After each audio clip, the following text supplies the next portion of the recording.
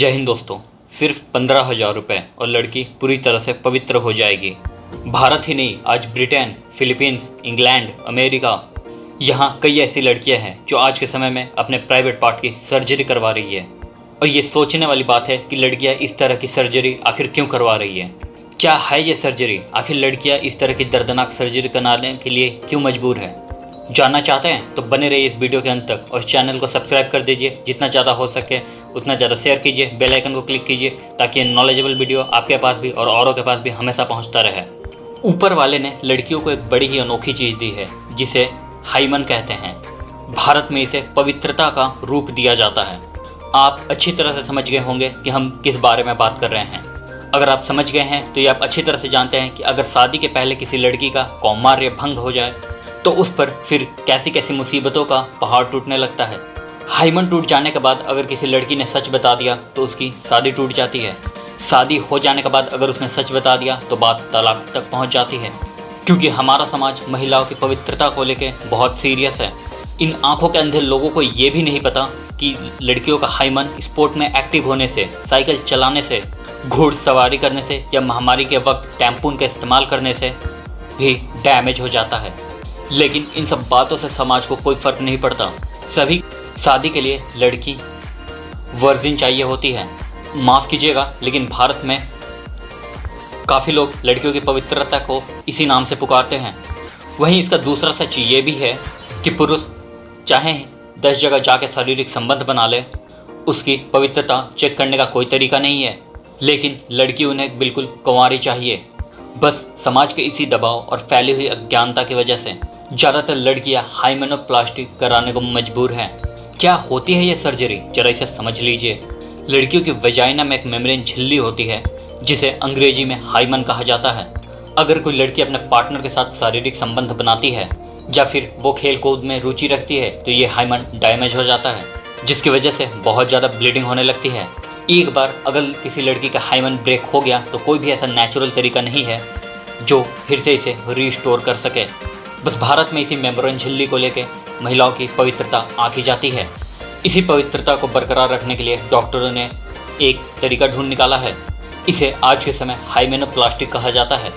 इस सर्जरी की वजह से हाइमन को वापस रीस्टोर कर दिया जाता है, लेकिन यह तरीका बिल्कुल भी नेचुरल नहीं है।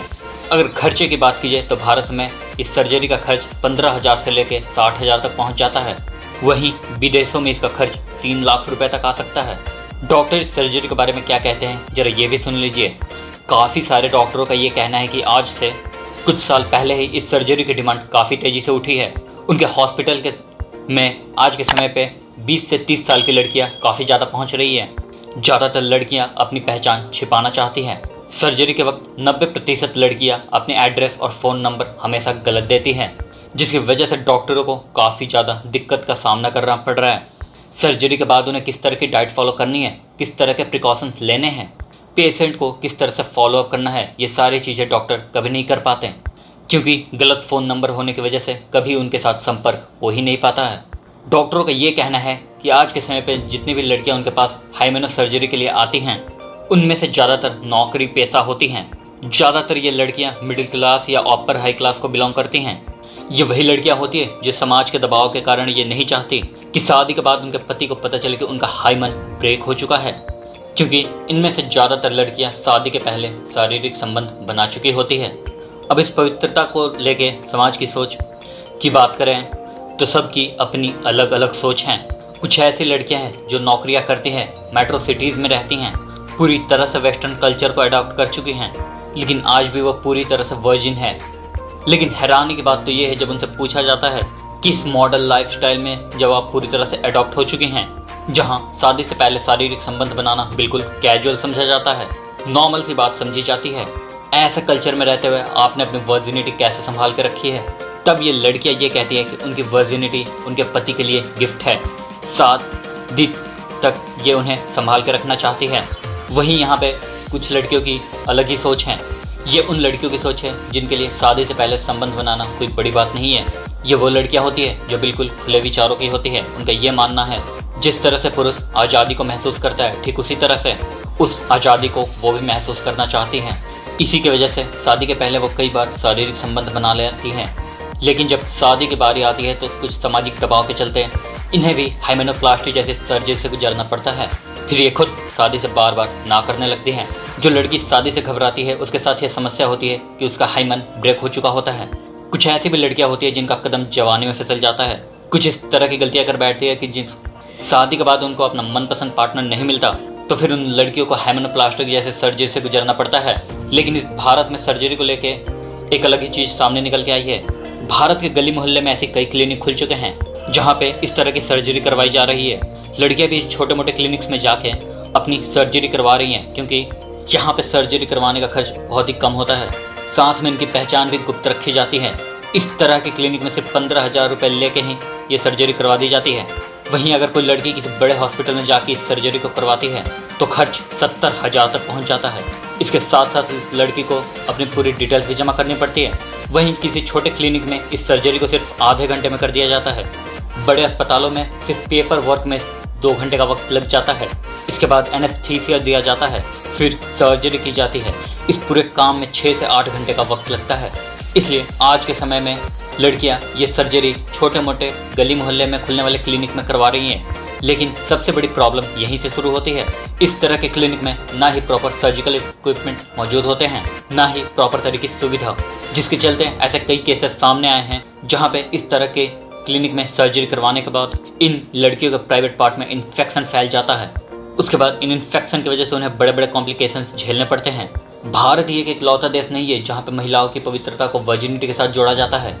भले ही वो किसी भी वर्ग का व्यक्ति हो, उसके लिए एक महिला की पवित्रता सबसे ज़्यादा मायने रखती है।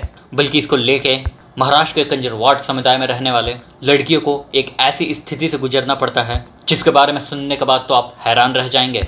इस समुदाय में जब कभी भी किसी लड़की की शादी होती है तो शादी की पहली रात सुहाग रात की सेज पे सफ़ेद चादर बिछाई जाती है।